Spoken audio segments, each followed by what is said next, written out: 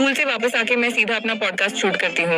उसके बाद रात को होमवर्क करती हूँ। मैंने अपने मम्मी पापा की ड्यूटी फिक्स कर दी है। एक दिन मम्मी मेरा होमवर्क करती है और दूसरे दिन पापा। तुमने तो घर में ही टाइम टेबल बना दिया, फिर तुम क्या करते हो जब मम्मी पापा होमवर्क कर रहे हो? मैं तो उस वक्त रिसर्च करता हूँ, कार्टून देखकर नए पॉडकास्ट आइडियाज ढूंढता। यार आजकल ऐसी बेबी पॉडकास्ट की एआई वीडियो कितनी वायरल हो रही है, और जितने भी ट्यूटोरियल इसके ऊपर यूट्यूब पर दिखाई देते हैं वह सब बड़े ही कॉम्प्लिकेटेड और झंझट वाले होते हैं। मैं तुम्हें एकदम फ्री एल टूल्स बताता हूँ। इसके लिए लेट्स बिगिन। सबसे पहले चैट जीपीटी पर ये वाला प्रॉम्प्ट पेस्ट करो और ऐसी इमेज जनरेट कर लो।